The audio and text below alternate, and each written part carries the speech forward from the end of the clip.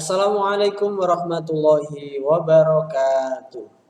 Alhamdulillahirabbil alamin. Assalatu wassalamu ala asyrafil anbiya'i wal mursalin sayyidina wa maulana Muhammadin wa ala alihi wa sahbihi ajma'in. Rabbi shrah li sadri wa yassir li amri wahlul 'uqdatam min lisani yafqahu qawli. Amin, amma ba'du. Oke, anak-anak semuanya, gimana kabarnya? Mudah-mudahan sehat selalu ya. Oke, pada kesempatan hari ini Ustadz akan langsung kita masuk bab baru, yaitu bab 4 dari PAI kelas 7. Kemudian apa isi dari bab 4 ya, yaitu kita hari ini akan belajar, pada kesempatan kali ini kita akan belajar tentang kewajiban menutup aurat dan juga menghindari tabarruj. Oke. Bagi kalian yang hari ini mungkin belajar di rumah, bisa disiapkan buku paket dan buku catatannya. Siapa tahu ada hal-hal yang perlu kalian catat dan mungkin juga perlu ditanyakan, pekan depan bisa disampaikan. Oke. Kita lanjut. Oke. Anak-anak sekalian, pengertian aurat. Ya, aurat itu apa sih? Gitu kan? Kita mungkin sering mendengar kalimat aurat atau kata aurat. Aurat itu nggak boleh dibuka. Aurat itu ini. Oke. Kita harus tahu dulu aurat itu apa. Nah, aurat secara bahasa itu adalah kekurangan atau sesuatu yang bersifat kurang dari diri kita. Atau sesuatu yang memalukan apabila dilihat orang lain. Ya. Atau sesuatu yang memalukan apabila terlihat atau dibuka di depan orang lain. Nah, jadi aurat itu seperti itu, sehingga karena memalukan tadi ya perlu ditutup, gitu kan? Nah, itu namanya aurat. Oke, karena kekurangan ya, bagian dari kekurangan kita maka harus ditutupi supaya kekurangan itu menjadi indah, menjadi sempurna, menjadi baik. Nah, gitu ya. Oke, dalam istilah fikih, aurat adalah ini ya, anggota tubuh yang haram untuk dilihat orang lain yang tidak dihalalkan. Di sini ada catatannya, orang lain yang tidak dihalalkan. Nah, berarti ada dong orang yang dihalalkan yang boleh melihat aurat? Ya, ada. Nanti kita akan coba jelaskan siapa saja mereka, gitu ya. Jadi sampai sini sudah jelas, berarti aurat itu adalah anggota tubuh ya. Jadi yang dimaksud aurat itu adalah anggota tubuh kita atau anggota badan kita, tentu tidak semuanya ya. Anggota tubuh kita yang haram untuk dilihat orang lain yang tidak dihalalkan. Orang yang tidak dihalalkan. Jadi ada orang yang boleh melihat, ada yang tidak boleh. Nah, maksudnya seperti itu. Oke. Oleh karena itu, anak-anak sekalian, Islam mengajarkan untuk kita menutup aurat ya. Perhatikan hadis berikut ini. Ada hadis dari Abdurrahman bin Abi Sa'id Al-Khudri ya. Hadisnya sahih, riwayat Imam Muslim dan juga riwayat Imam Abi Dawud. Rasulullah Shallallahu alaihi wasallam bersabda, anna Rasulullah Shallallahu alaihi wasallam qala, ya, Rasulullah bersabda, la yanzurur rajulu ila auratir rajul. Ini ya, janganlah seorang laki-laki melihat aurat laki-laki lain. Walal mar'atu ila auratil mar'ah wa la yufdir rajul ila rajuli fi thawbin wahidin. Gitu ya. Lanjutannya, ini poinnya sudah mulai dari sini ya. Disinilah perintah Nabi Muhammad SAW terkait menutup aurat. Gitu ya. Janganlah seorang laki-laki, mulai dari sini ya. Mulai dari sini, janganlah seorang laki-laki melihat aurat laki-laki lain. Dan jangan pula seorang perempuan melihat aurat seorang perempuan yang lain atau sama perempuan lain. Dan janganlah seorang laki-laki masuk dengan laki-laki lain dalam suatu selimut. Ya. Serta janganlah seorang perempuan masuk bersama perempuan lain dalam suatu selimut pula. Oke. Ini adalah larangan yang tegas dari Rasulullah SAW bahwa kita walaupun kepada sesama laki-laki itu tidak diperbolehkan ya untuk melihat aurat. Nanti untuk auratnya laki-laki yang mana saja, perempuan yang mana saja, kita akan hadirkan setelah ini ya.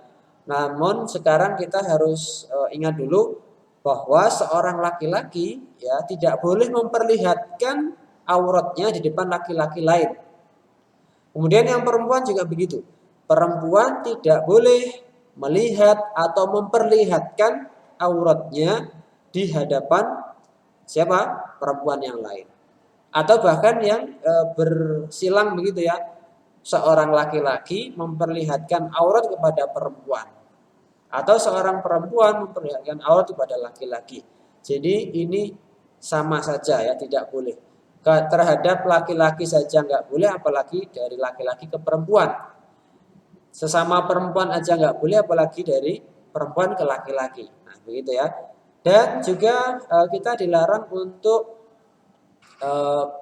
satu selimut ya, dalam satu selimut ya antara dua laki-laki, satu selimut, atau mungkin juga bisa melepas pakaian di hadapan laki-laki ya, atau perempuan melepaskan pakaian di hadapan perempuan, sesama perempuan. Yang ini tidak dihalalkan ya. Perempuan yang tidak dihalalkan, laki-laki yang tidak dihalalkan, ini nggak boleh. Nah, gitu ya. Nah, anak-anak sekalian, maka dari itu kita harus berpegang. Ini adalah perintahnya Rasulullah SAW. Kita pegangi kuat-kuat, kita ingat kuat-kuat, sehingga nanti kalau pas ada kondisi-kondisi yang mungkin ya, mungkin mengharuskan atau mungkin memerlukan kita untuk melepas pakaian, kita tidak sampai melanggar dari perintah Rasulullah tadi. Nah, gitu ya, pentingnya di situ. Oke, sampai sini jelas ya. Nah, sekarang kita masuk ke ketentuan aurat. Bagian tubuh yang mana saja sih yang termasuk aurat gitu ya? Oke. Yang pertama untuk aurat laki-laki ini ya, kemaluan dan anus atau disebut juga aurat besar ya dalam mazhabnya Imam Hanafi, atau aurat berat atau mughaladhah ya. Jadi ada aurat yang sifatnya itu besar atau aurat yang sifatnya berat yang haram untuk dilihat, gak boleh sama sekali oleh siapapun ya, kecuali dengan pasangannya ya, kecuali dengan pasangannya.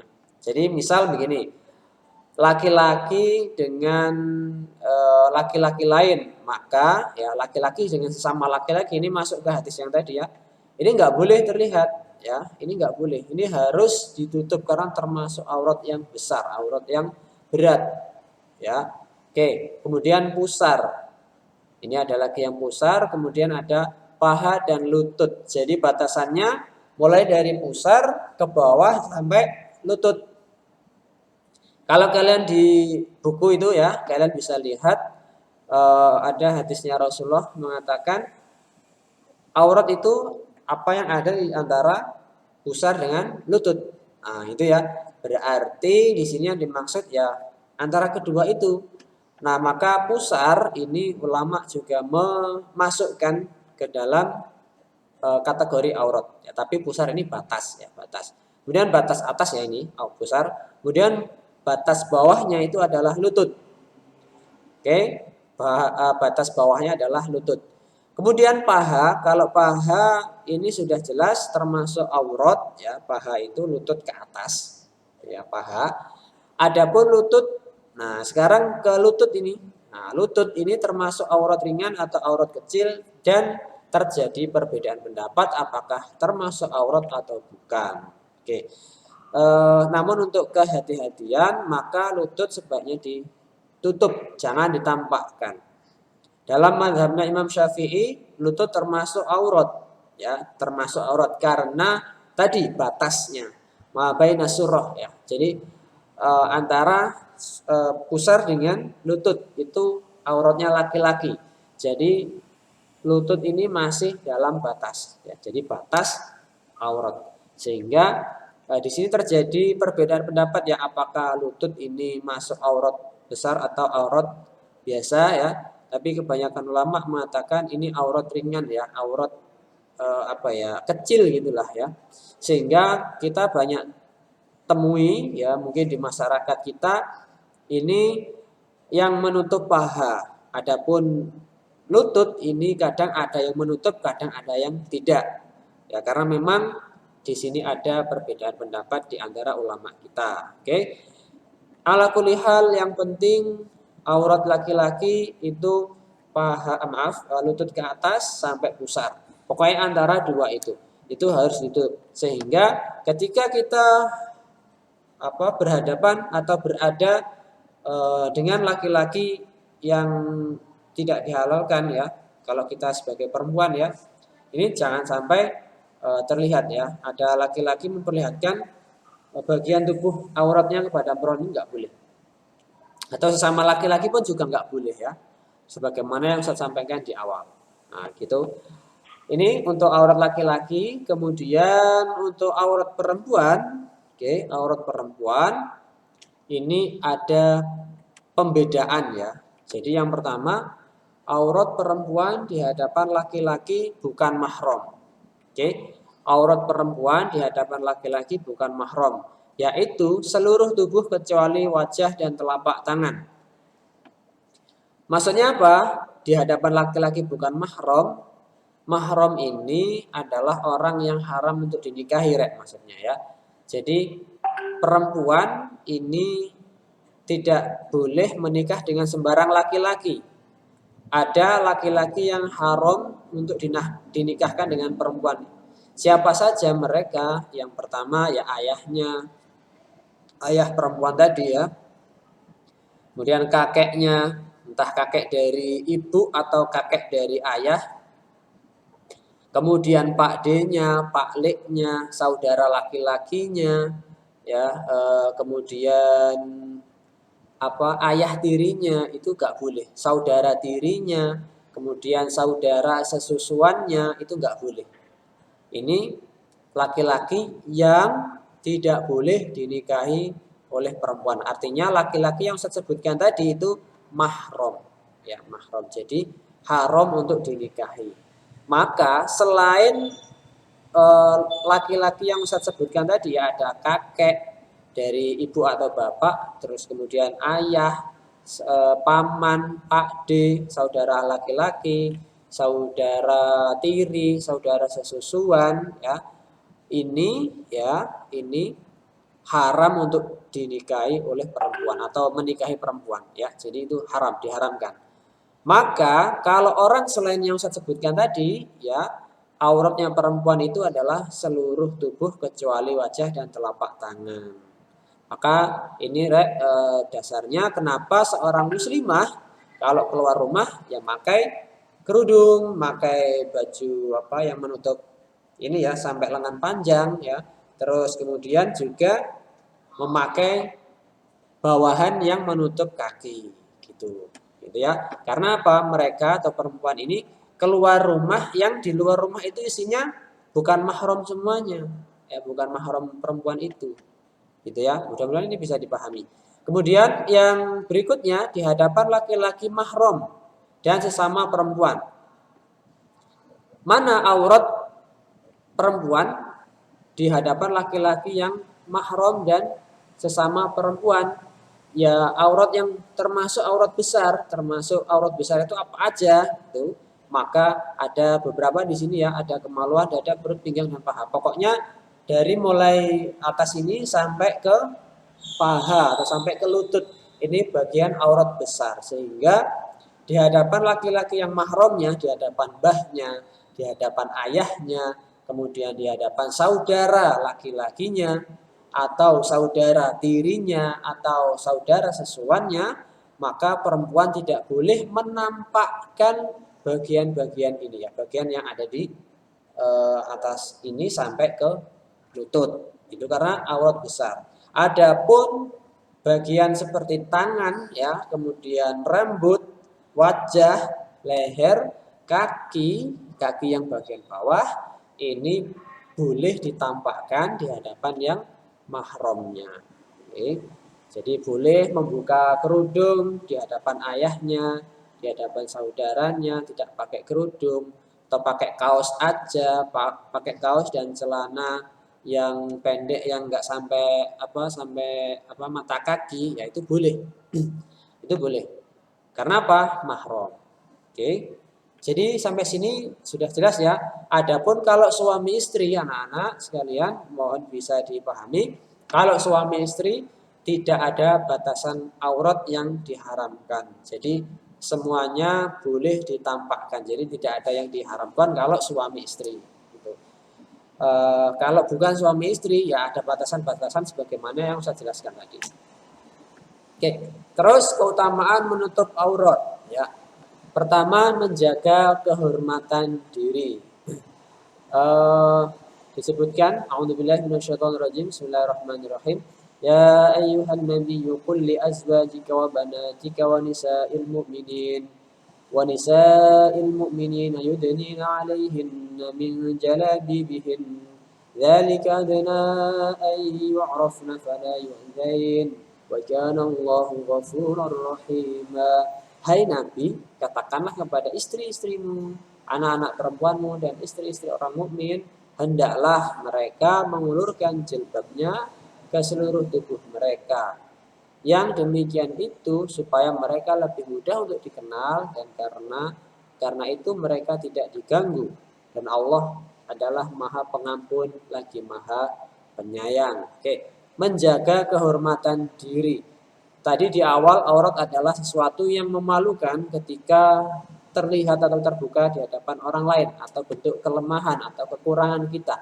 Maka dengan menutupi aurat ini telah menjaga kehormatan diri kita. Kita bisa bayangkan kalau ada seseorang yang berjalan ya di jalan raya atau pergi ke toko atau kemanapun ya tanpa menutup aurat. Oke, jalan-jalan dia nggak pakai baju. Apa yang ada di pikiran orang-orang? Pasti melihat orang ini adalah orang yang mungkin ODGJ, sedang dalam gangguan jiwa. Maka langsung saat itu kehormatannya langsung jatuh, langsung hilang. Nggak ada kehormatan. Beda kalau orang yang menutup aurat apalagi bajunya rapi ya, bajunya bagus begitu, maka kehormatan dirinya langsung terjaga, akan tetap terjaga, bahkan bisa lebih baik lagi, lebih naik lagi, dia lebih wibawa ya, lebih berwibawa gitu. Susah ngomongnya ya. Oke, itu yang pertama ya, menjaga kehormatan diri.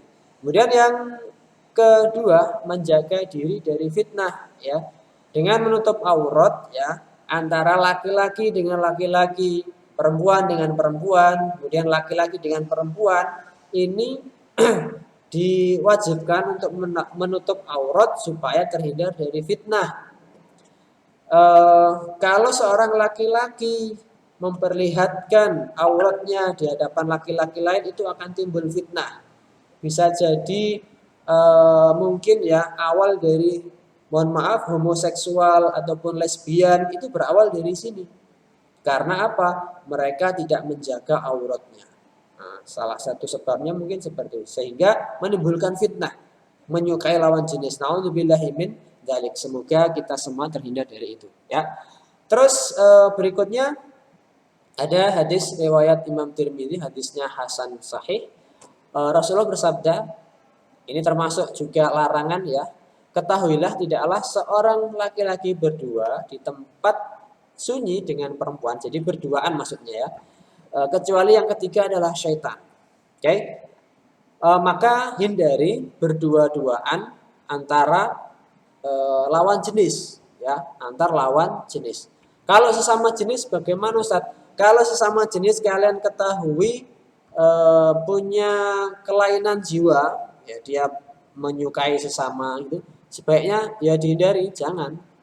Kalau tidak punya kelainan jiwa tapi berduaannya di tempat yang orang lain mungkin tidak bisa melihat atau pokoknya sepi dan lain sebagainya, ya ini mungkin pilihan ya. Kalau kalian bisa mempercayai orang tersebut tidak masalah, kalau tidak ya jangan ya. Oke, jadi satu lagi, tidaklah seorang laki-laki dengan perempuan itu berduaan kecuali yang ketiga adalah setan. Jadi godaan setan di sana sangat besar. Dan kemungkinan dia untuk melakukan pelanggaran syariat itu sangat besar sekali. Maka hindari yang berduaan. Ini namanya khulwat ya, atau khulwah atau kholwat ya, bahasanya kita kholwat. Oke. Terus yang ketiga keutamaannya adalah menutup atau menjaga fitnah dari sesama jenis. Tadi sudah saya jelaskan. Maka dari itu, ayo kita istiqomah ya untuk menutup aurat kita, baik laki-laki maupun perempuan, semuanya sama punya aurat yang harus dijaga, yang harus ditutup dari pandangan orang lain. Oke? Karena ini termasuk perintah dari agama kita. Terus terakhir ada materi tabaruj. Tabaruj itu apa? Tabaruj itu adalah berhias diri dengan perhiasan, wangi dan pakaian secara berlebihan. Jadi contohnya itu seperti memakai pakaian tipis yang nerawang gitu ya, memakai pakaian yang terlalu apa ya, menyita perhatian. Pakai pakaian tipis itu nggak boleh ya. Mengundang syahwat itu nggak boleh, baik laki-laki maupun perempuan. Contoh lagi pakaian yang ketat, dia berpakaian tapi memperlihatkan seluruh tubuh, memperlihatkan seluruh lekuk tubuh. Ini juga tidak boleh ya. Terus memperlihatkan bagian tubuh tertentu ya. Ini juga tidak boleh. Memperlihatkan bagian tubuh yang membangkitkan syahwat. Ini tidak boleh. Memakai perhiasan yang berlebihan. Ini masuk kategori tabaruj. Tabaruj itu berhias diri dengan berlebihan. Dan ini dilarang ya oleh Rasulullah ya. Kita nggak boleh bertabaruj secara berlebihan. Oke. Itu untuk materi kita di bab 4 ya. Mudah-mudahan bermanfaat. Ketemu lagi di pekan berikutnya, insya Allah kita di materi yang kelima atau bab 5. Kurang lebihnya saya mohon maaf bila ada salah-salah kata ya. Kita tutup dengan doa kafaratul majelis. Subhanakallahumma bihamdika asyhadu an la ilaha illa anta astaghfiruka wa atubu ilaik. Mudah-mudahan tetap semangat belajar dan mendapat ilmu yang bermanfaat. Assalamualaikum warahmatullahi wabarakatuh.